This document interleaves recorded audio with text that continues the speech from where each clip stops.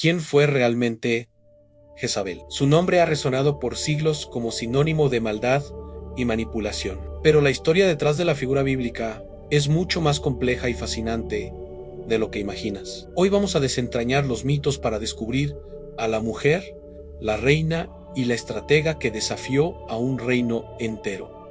Prepárate para conocer la verdadera historia de Jezabel. Para entender a Jezabel, primero debemos mirar a su origen. Ella no era una mujer común, era la hija de Jezbel, rey de los Sidonios, una ciudad-estado fenicia de gran poder. Pero Edbaal no era solo un monarca. Antes de ascender al trono, había sido el sumo sacerdote de Astarte, una de las deidades más importantes del panteón fenicio. Esto significa que Jezabel creció en un ambiente donde la religión y el poder político no solo estaban entrelazados, sino que eran la misma cosa. Su fervor religioso no era simple capricho, era la base de su identidad y su linaje. La llegada de Jezabel a Israel no fue un accidente ni una historia de amor.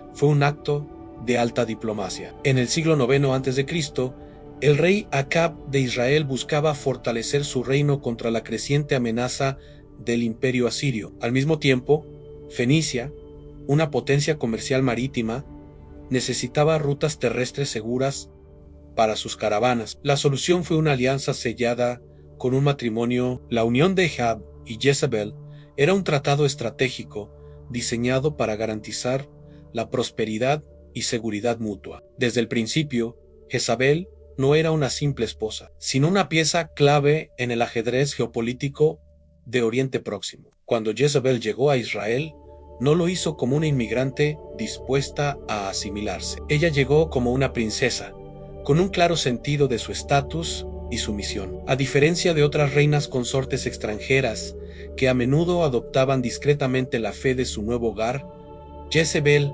hizo todo lo contrario. Exigió que sus dioses, Baal y Astarte, fueran venerados públicamente. No se conformó con un pequeño altar privado. Construyó templos y promovió activamente su culto, desafiando directamente la estructura monoteísta de Israel, que veneraba exclusivamente a Yahvé.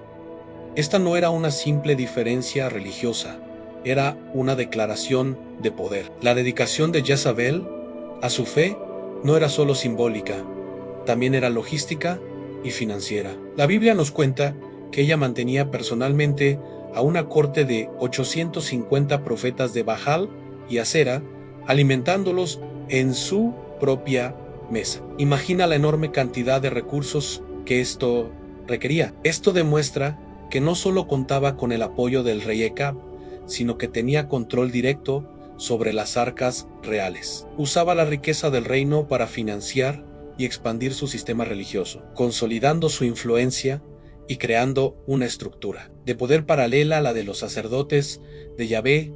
El conflicto más famoso de Jezabel no fue contra un rey vecino o un ejército invasor, sino contra un solo hombre, el profeta Elías. Esta no era una simple disputa personal, era un choque de civilizaciones, una batalla ideológica por el alma del reino. Elías representaba la tradición israelita y la lealtad inquebrantable a Yahvé en Jezabel. Por su parte, representaba la monarquía absoluta de estilo fenicio, donde el rey y su consorte dictaban no solo la ley, sino también la religión. Su rivalidad, culminando en el dramático desafío en el Monte Carmelo, simboliza la lucha entre dos visiones del mundo completamente opuestas. Uno de los episodios más reveladores sobre el carácter de Jezabel es el incidente de la viña de Nabut.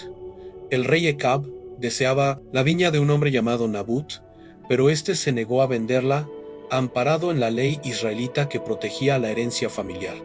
Acab, frustrado, se resignó, pero Jezabel no. Ella vio la debilidad de su esposo como una afrenta a la autoridad real. Con una astucia escalofriante, demostró su profundo conocimiento de la ley israelita, pero para manipularla.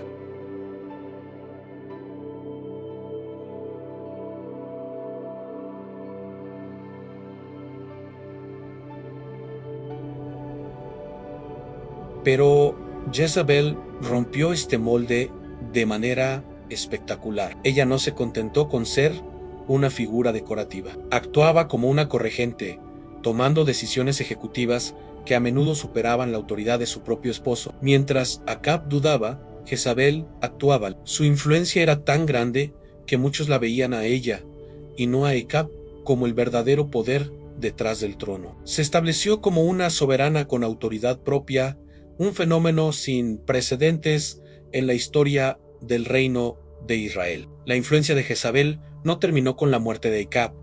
De hecho, su legado político se extendió por décadas a través de sus hijos. Fue madre de 2 reyes de Israel, Ocosías y Joram, y su hija, Atalía, se casó con el rey de Judá, el reino del sur. A través de Atalía, la influencia de Jezebel y el culto a Baal se infiltraron también en la corte de Jerusalén. Atalía misma llegaría a gobernar Judá como reina, continuando las políticas de su madre. Así, Jezabel logró extender su poder político y religioso durante varias generaciones y en 2 reinos diferentes, demostrando una notable resiliencia monárquica. Incluso en su momento final, Jezabel se negó a ser una víctima. Cuando el general Jehú, ungido por el profeta Eliseo para exterminar la casa de Jehicab, llegó a la ciudad de Jezreel para matarla, ella fue informada de su llegada.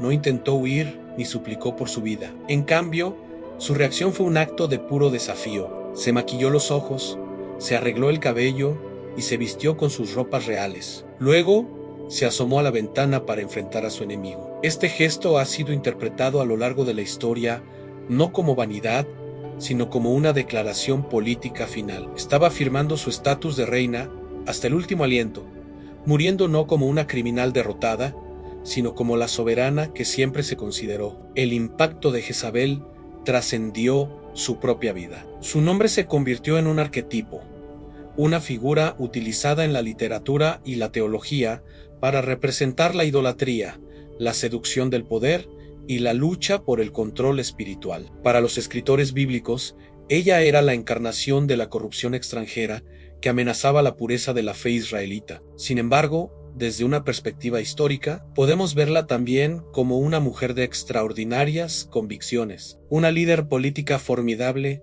que luchó con todas sus fuerzas para defender su herencia cultural y religiosa en un entorno hostil. La historia de Jezebel nos obliga a preguntarnos, ¿fue una villana o una reina fiel a sus propias creencias?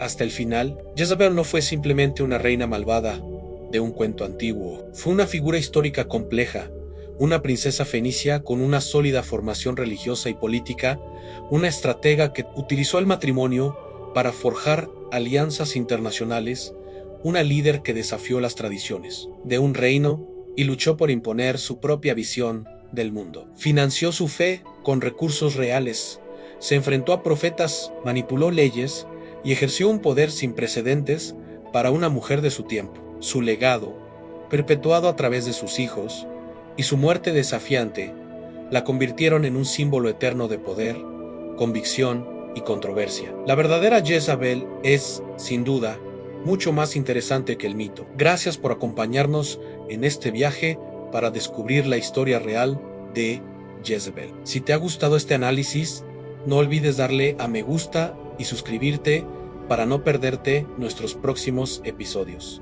A continuación, exploraremos las páginas del libro de los jueces y las sorprendentes historias que contiene. Hasta la próxima.